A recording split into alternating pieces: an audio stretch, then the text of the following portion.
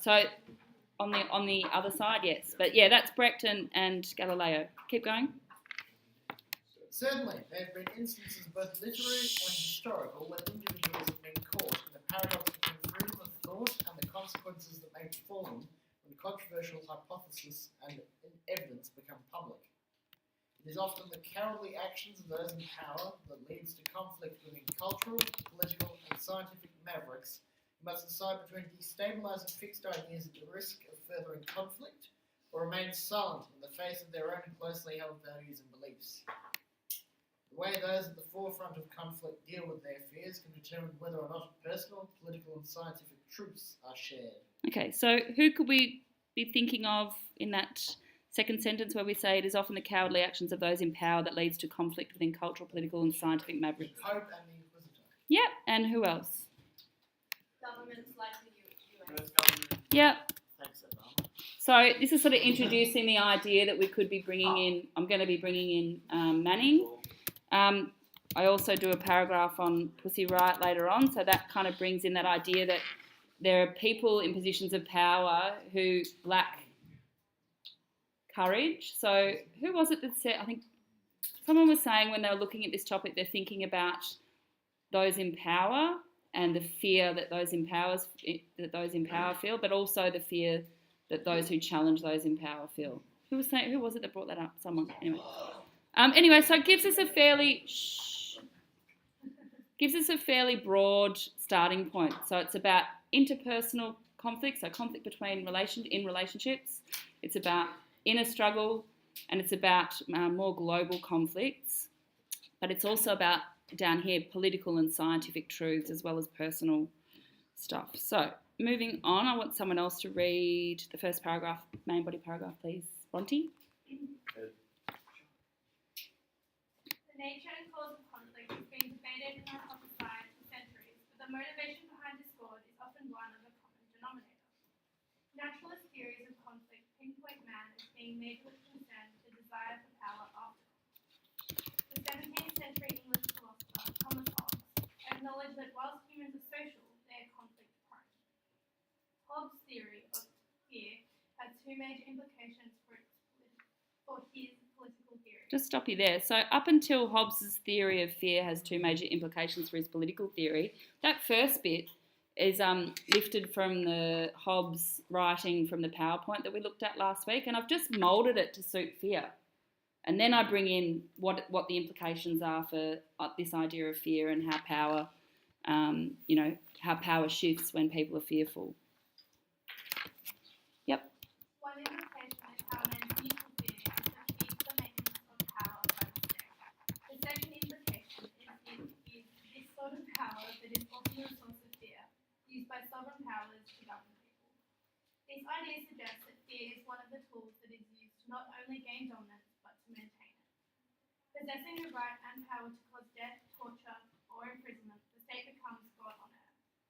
The expectation of the state over its citizens requires individuals to obey and honour the sovereign as they might otherwise obey and honour the God. Okay, so at the end of that paragraph, what am I starting to allude to? So yes, it's about Hobbes, but what am I... Yep, the church, which is going to lead nicely into a paragraph about Galileo. Yep.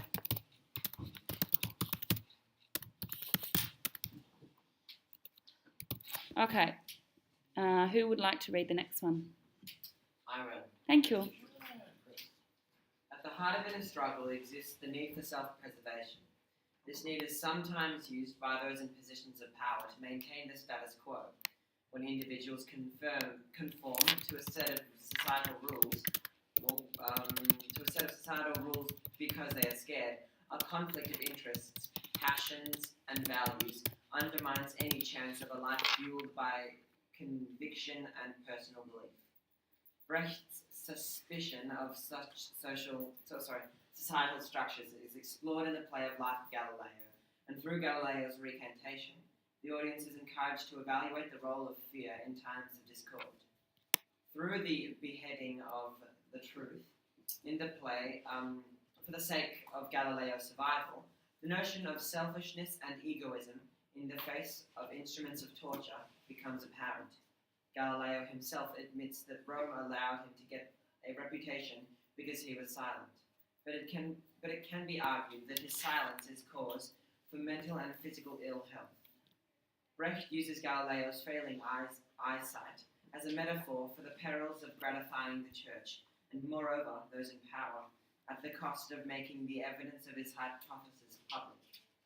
While the installation of fear may help to maintain control and avoid destabilization, it can also be the root cause for hurtful battles within individuals, between their passionately held convictions and their need to survive. Cool. So that was the paragraph we did last lesson. So again, you can use that material and mould it to suit different prompts. It's about being able to find the connections between that and the prompt that you get. Yeah. Is the stuff about Galileo's failing eyesight? Yep. So he's failing to see the truth.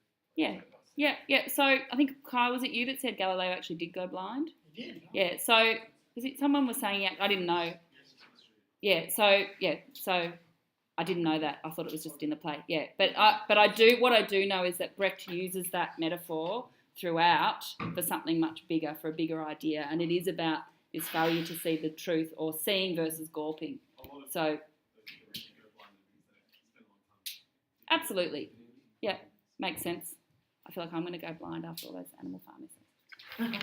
Yes, Mitchell. When in the quote, Rome allowed him to get representation because he was silent, why is the he in brackets? Because it wasn't part of the original quote. So I put it in square brackets because I've adapted the quote to suit the grammar of my sentence. I can't remember what it was originally. I thought the quote was similar to that in the book we had. Very similar. The meaning's still there. Yeah, the meaning's still there, but it fits with the flow of the sentence better. Okay, so we've done so far, we've had our philosophy or theory, ideology paragraph, we've had our Galileo paragraph, now we're moving into history. And I want a different volunteer. Sarah. Not volunteering. It's not volunteering. Historically, mankind's pursuit of knowledge and need to understand his place in the world has often been a source of great conflict, and this is especially true when an individual is challenged by a more powerful authority or being. Now, that topic sentence is a really good one. It's a really good one in terms of a sort of fairly generic approach that you could bring in for lots of different topics. So if you're stuck for topic sentences, steal it. Obviously, the prompt you get might require you to change it a bit, but that for your history paragraph, why not? Our endeavours to rise and stand true to our beliefs can sometimes be compromised, and as feelings oscillate between cowardice and courage, a ferocious fear prevails. Whilst it is natural for humans to fear things they do not understand, this ignorance can in turn create disorder and threaten our world. Again, sorry, Sarah. Again, we've taken 1, 2, 3 sentences to get to our material. So we haven't even launched into a discussion of our historical reference yet. Bertolt Brecht found himself in a similar situation throughout his life as his master's views provided an impetus for much of his powerful writings and poetry and plays, ultimately creating great divides within his life. His outspoken views were often in conflict with those of the Nazi Party, and so he fled Germany in fear of the fascist rule, seeking refuge in the United States and aligning himself with like-minded artists and intellectuals. As the Cold War erupted throughout America, the fear of communism and subversive paranoia fueled the seeds of many conflicts that seemed to infiltrate itself amongst the people. Being a Marxist, Brecht was in opposition to the capitalist belief of the United States and ultimately opposed to American authorities. In a time when censorship and political persecution was rife, the House of Un-American Activities Committee was formed to counteract the Red Scare. In 1947, Brecht was accused of writing a number of revolutionary poems, plays, and other writings, and was called to testify before this committee. Similarly to Galileo, he was accused of hearsay. Heresy. Brecht was challenged by an institution and forced to declare his beliefs. This inventor of the theatre of alienation managed to turn his trial into something resembling a piece of drama, as he became faced with ambivalent and at times ironic in his cryptic responses. Brecht's denial of being a communist was perhaps his greatest regret. However, when challenged with powerful authorities, it is important to recognise the battles worth fighting for. In this way, it can be acknowledged that Brecht aligned himself with Galileo in that he chose to publicly deny his politics while privately vowing to continue to challenge commonly accepted ideologies. Channeling his knowledge through the platform of epic theatre as his Latin American American state, he ensured that truth would eventually prevail. Yep, so this is the same as Galileo, this idea that he had to deny who he really was or what he really believed in order to continue doing his good work quietly and undisturbed. Thank you, Sarah. Volunteer? Jesse? Much as a volunteer as the Vietnam vets were. Oh, God damn it, Jesse. So dramatic. Such angry. Shots fired. Talk about conflict. I'm encountering it. Jesse, let's go. It's on my movie. Contrastingly, there are those who will not. Contrastingly, there are those who will not forego their ideals in the face of threatening violence or imprisonment, even if it means they will ultimately be physically harmed, ostracised, or alienated from society. Some individuals have such a strong sense of conviction that they are prepared to risk their freedom, welfare, and happiness. In very recent history, individuals like Chelsea Manning have remained steadfast in their need to stay true to their own values in the face of threats to individual freedom. Manning was prepared to expose the US military for its brutal and senseless failings through the footage released in WikiLeaks titled Collateral Murder, revealing the heartless slaying of innocent journalists on the ground during the Iraq War. Flying in the face of a god like US government, Manning's decision to make this footage public revealed her as an individual with an authentic sense of what is right. Convicted in July 2013 for violations of the Espionage Act and other offences, Manning was sentenced to 35 years imprisonment with the possibility of parole in 8 years, as well as being dishonourably discharged from the US military. While Galileo was reluctant to reveal that the Earth was indeed not the centre of the universe, Manning overcame personal fear of the potential harm she would experience as a result of revealing that the centre of the universe in terms of truth, justice and liberty, the US, was indeed a fraud. Reinforcing her need to live a truthful and courageous life, Manning came out as a trans woman the day after she was sentenced, suggesting the kind of fearlessness that flies in the face of both the patriarchy and the military. Okay, so in terms, what's that?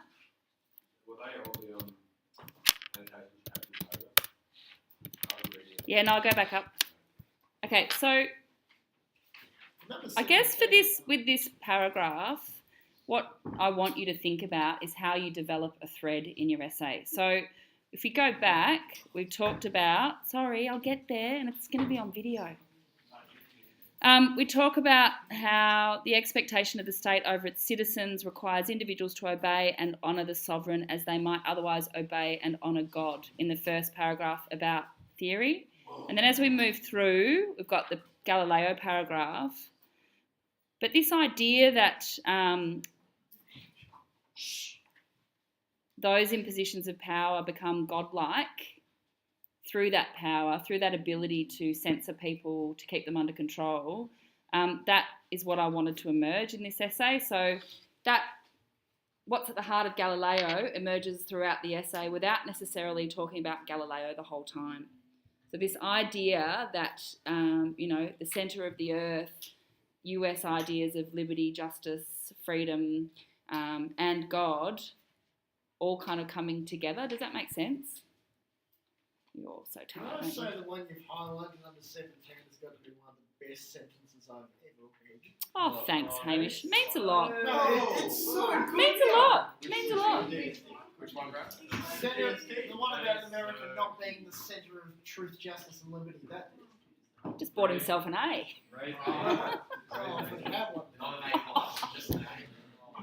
There we go. Now you're making stuff up. Okay.